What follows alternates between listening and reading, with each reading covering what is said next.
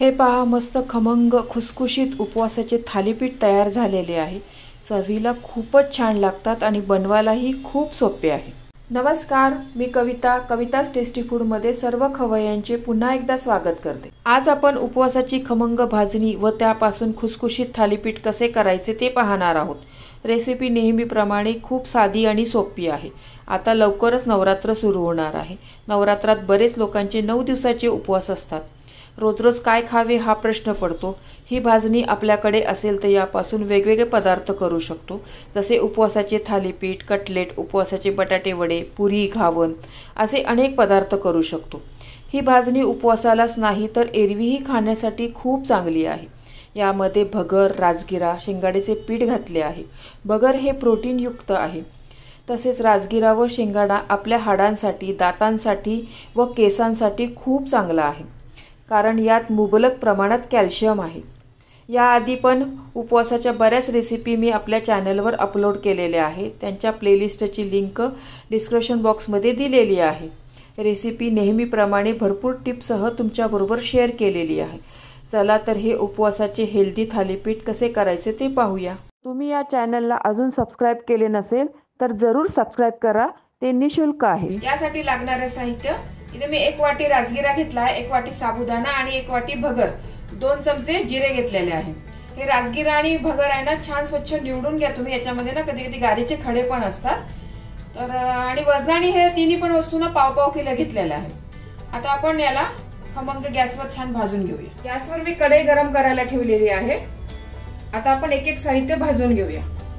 आधी मी भगर भाजून घेते। हे सर्व साहित्य आहे ना तुम्ही मीडियम गॅसवरच भाजा, चांगलं आपल्याला खमंग भाजून घ्यायचं आहे सर्व साहित्य। हे फुल गॅसवर भाजला ना तुम्ही हे सर्व साहित्य, तर मग लगेच करपल्यासारखा वास येतो भाजणीचा, त्यामुळे हे कमी गॅसवरच भाजून घ्या तुम्ही छान। तुम्ही अजून या चॅनलला सबस्क्राइब केले नसेल तर सबस्क्राइब बटनला क्लिक करा आणि बेल आयकॉनला प्रेस करायला विसरू नका, जेणेकरून नवीन रेसिपीचे नोटिफिकेशन तुम्हाला येतील। हे पण 3 ते 4 मिनिट झालेला आहे। आपली भगर ना मस्त खरपूस मस्त खमंग भाजून घेतलेली आहे। कलर पण चेंज झालाय बघा भगरीचा, असं फुलल्यासारखी दिसते भगर आणि पांढरी शुभ्र झाली आहे आणखी। आता ही भगर ना मी एका प्लेटमध्ये काढून घेते। याच कढईमध्ये ना आता राजगिरा पण भाजून घेते। राजगिरा पण असाच आपल्याला मीडियम गॅसवर भाजून घ्यायचा आहे। राजगिरा कुठपर्यंत भाजायचा, आपले तो फुलल्यासारखा होतो बघा, चटचट उडतो राजगिरा भाजल्यावर, तिथपर्यंत भाजून घ्यायचा आपल्याला। राजगिरा पण बघा आपला छान मस्त भाजत आलाय, फुला लागलाय बघा, आता पॉपकॉर्न सारखा छान त्याच्या लाह्या बनायला लागल्या बघा। आपल्याला ना इथपर्यंतच भाजून घ्यायचा आहे तो राजगिऱ्याच्या, बघा आपल्या कशा लाह्या मस्त फुला लागल्या आहे। आपल्याला इथपर्यंतच आता ही राजगिरा भाजून घ्यायचा आहे। हा चटचट असा आवाज यायला लागलाय बघा तो। आता मी राजगिरा आपण काढून घेते। आपण आता याच पद्धतीने साबुदाणा पण भाजून घेऊया। साबुदाणा बघा भाजायला मला 3 ते 4 मिनिट झालेले आहे। आणखीन पण थोडा भाजलेला नाही आहे साबुदाणा। साबुदाणा कसं जरा चिकट असतो ना, थोडा भाजायला वेळ लागतो, याच्यामध्ये स्टार्च जास्त असतो ना, तर भगर आणि राजगिऱ्यापेक्षा ना थोडा वेळ जास्त लागतो याला। साबुदाणा पण आपला छान भाजून झाला आहे बघा। आता ना साबुदाणा जरा फुललेला आहे आणि रंग पण थोडासा बदललेला आहे। हे पण काढून घेते मी आता साबुदाणा। याच कढईमध्ये मी जिरे पण भाजून घेते, पण आता जिरे भाजताना ना आपल्याला गॅस बंद करायचा आहे, कारण जिरे जरा ह्याच्यामध्ये भाजले ना तर करपतात आणि मग वास येतो जिऱ्याचा। हे कढई आपली चांगली गरम आहे, त्याच्यामध्येच मी 1 मिनिट ना हे अशी भाजून घेते। गॅस बंद करा पण तुम्ही। जिरे पण बघा आपले चांगले ना आता भाजले आले आहे। गॅस बंद केला ना तरी पण मस्त जिरे भाजले बघा, ते खरपूस मस्त। हे सर्व साहित्य आहे ना आता पूर्ण आपण गार करून घेऊया आणि मगच मिक्सर मध्ये बारीक करूया। गरम गरम ना तुम्ही मिक्सर मध्ये बारीक नका करू, एकदम पूर्ण गार होऊ द्या। मग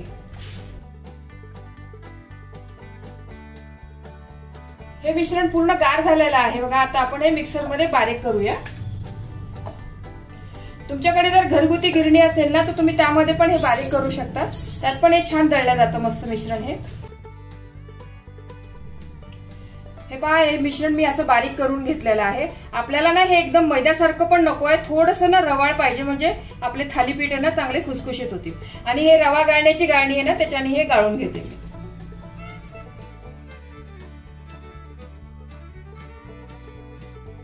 हे थोडंसं जाड राहिलेलं आहे ना, तर आपण दुसऱ्या बॅच मध्ये हे परत बारीक करूया। दुसरी बॅच पण मी अशी छान दळून घेतलेली आहे, हे पण असं गाळून घेऊया आपण। हे जे मी प्रमाण घेतलेलं आहे ना याच्यामध्ये ना हे पीठ आपलं 1.5 किलो तयार होतं, हे भाजणीचं पीठ। याच पिठापासून आपण आता थालीपीठ बनवूया। यासाठी लागणारं साहित्य, एक मोठा बाउल ना उपवासाची जी भाजणी आपण बनवली आहे ना ती घेतलेली आहे इथे। 2 बटाटे, दाण्याचा कूट पण ना जरासा जाडसर घेतला आला, तो छान लागतो असा थालीपीठ मध्ये ना, दाण्याचा कूट मध्ये मध्ये आला ना दाना तर मस्त लागतो चवीला। आणि 2 चमचे ना शेंगाड्याचं पीठ घेतलेलं आहे। शेंगाड्याचं पीठ मी भाजणीमध्ये ना मुद्दामून नाही टाकलं, कारण ही भाजणी आहे ना आपली, तर ही आपण छान खरपूस भाजून घेतलेली होती आणि हे पीठ कच्चं आहे, त्यामुळे मी करत्या वेळेस आपण हे 2 चमचे शेंगाड्याचं पीठ त्यात मिक्स करणार आहे। दही, कोथिंबीर, आलं आणि मिरचीचा ठेचा, जिरे, काळी मिरपूड आणि मीठ। एका बाउल मध्ये भाजणीचं पीठ घ्या।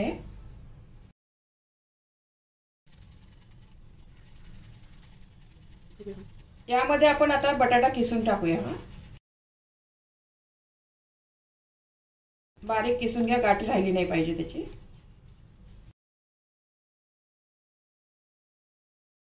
शेंगाड्याचं पीठ, दाण्याचा कूट, जिरे, आलं आणि मिरचीचा ठेचा, दही, यामध्ये ना तुम्ही दही नक्कीच घाला, दह्याने ना खूप छान चव लागते थालीपीठची, काळी मिर पावडर आणि कोथिंबीर।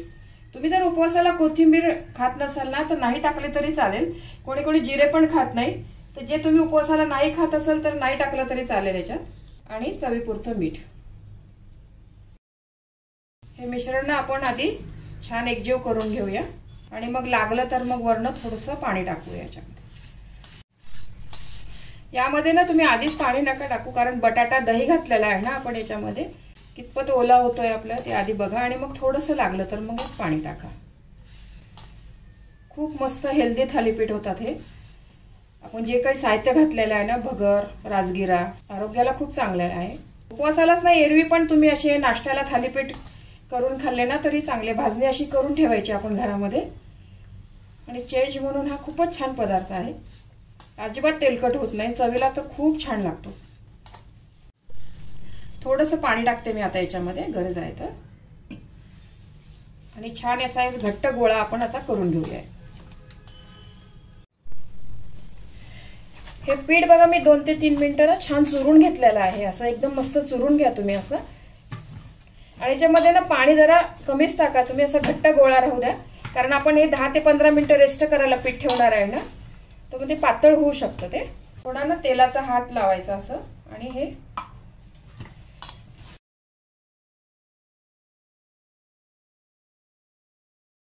हा गोळा आहे ना आपण आता 15 मिनिटं रेस्ट करायला ठेवू। पीठ आपलं भिजतंय तोपर्यंत ना आपण खोबऱ्याची चटणी वाटून घेऊया। एका मिक्सरच्या भांड्यात मी खोबऱ्याचे तुकडे घेतलेले आहे बघा, हे आधी मी बारीक करून घेते, नाहीतर आपण सर्व साहित्यांबरोबर टाकले ना तर थोडे जाड तसेच राहतात, तर हे आधी एकदा फिरवून घेते मी।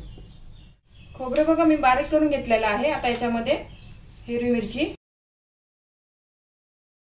1-1.5 चमचा ना मी दाण्याचा कूट घेतलेला आहे, जिरे, हे किसलेलं आलं, थोडीशी चवीपुरती साखर घेतलेली, कोथिंबीर, चवीपुरतं थोडं मीठ, थोडंसं दही टाकते मी याच्यामध्ये 2 चमचे, त्याच्याने ना आपल्या चटणीचे ना खूप छान चव लागते। थोडंसं पाणी टाकून आता आपण हे बारीक वाटून घेऊ। चटणी पहा बारीक करून घेतलेली आहे। आता आपण याला जिऱ्याची फोडणी देऊया। त्यासाठी थोडंसं तेल टाकते कढईमध्ये मी, तेल छान गरम झालेलं आहे, त्याच्यामध्ये जिरे टाकते आणि ह्या मिरच्या,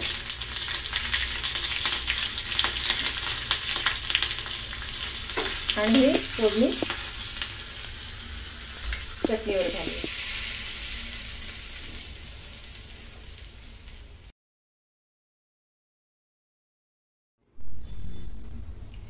भाजणीचं पीठ बघा छान आपलं आता मुरलेलं आहे। आता आपण याचे थालीपीठ बनवूया। थालीपीठ कसे छोटे मोठे तुम्हाला जसे करायचे तुम्ही करू शकता। ते थोडं मीडियम साईजचेच करणार आहे.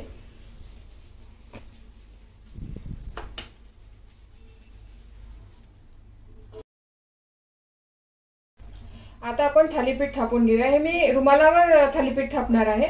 तुम्ही प्लास्टिकच्या याच्यावर पण थापू शकता. असं पाण्याचा जरासा हात घ्यायचा आणि त्याच्याने ना असं थालीपीठ पातळ मस्त थापून घ्यायचं.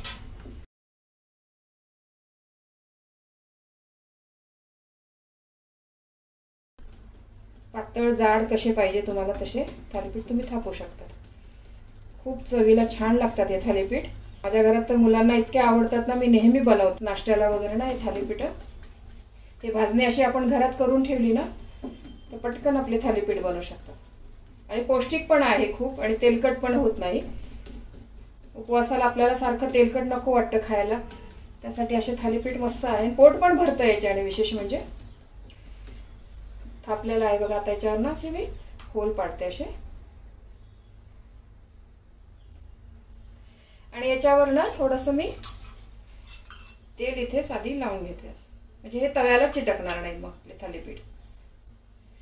या थालीपीठ तुम्ही तूप पण लावून करू शकतात, पण मी तेल घेतलेलं आहे आणि तेल मी शेंगदाण्याचं घेतलेलं आहे. सहसा तुम्ही उपवासाला ना शेंगदाण्याचंच तेल वापरा. गॅसवर तवा गरम करायला ठेवलेला आहे तर मी हे थालीपीठ घालते. आता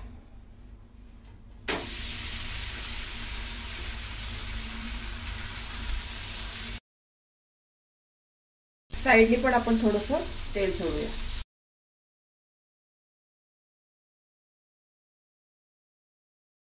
एक मिनिट आपण हे थालीपीठ असंच होऊ देऊया आणि मग पलटूया त्याला.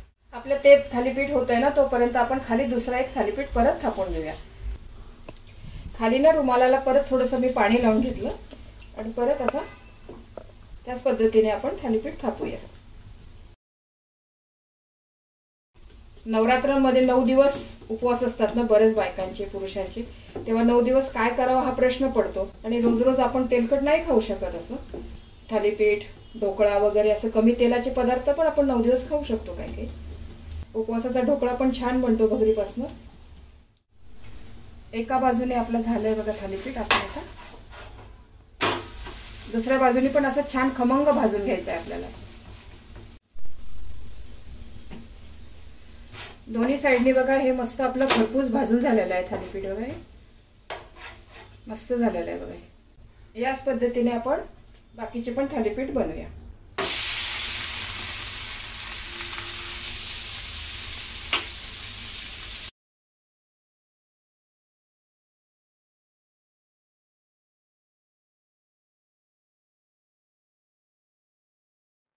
हे पहा आपले मस्त उपवासाचे खमंग थालीपीठ तयार झालेले आहे. हे थालीपीठ तुम्ही घरच्या ताज्या लोण्याबरोबर, चटणीबरोबर किंवा उपवासाच्या लिंबाच्या लोणच्याबरोबर खाऊ शकतात. याचे पीठ आपण आधीच बनवून ठेवले तर थालीपीठ झटपट तयार होतात. या नवरात्रीला हे थालीपीठ नक्की घरी करून पहा. तुम्हाला ही रेसिपी आवडली असेल तर तुमच्या मित्रमैत्रिणी आणि नातेवाईकांबरोबर शेअर करा. व्हिडिओला लाईक करा व चॅनलला सबस्क्राईब करा. रेसिपीला कमेंट्स करा. तुमच्या कमेंट्स वाचायला मला फार आवडतात. तुमच्या लाईक्स आणि कमेंट्समुळे माझा उत्साह वाढतो आणि नवनवीन व्हिडिओ बनवण्यासाठी प्रोत्साहन मिळते. त्याचबरोबर तुम्ही मला फेसबुक, इंस्टाग्राम आणि पिनइंटरेस्टवर देखील फॉलो करू शकतात. त्यांची लिंक डिस्क्रिप्शन बॉक्समध्ये दिलेली आहे. तुम्ही ही रेसिपी कोणत्या गावातून पाहताय तेही सांगा. तर पुन्हा भेटूया एका नवीन रेसिपीसह. तोपर्यंत मस्त खा, काळजी घ्या. धन्यवाद.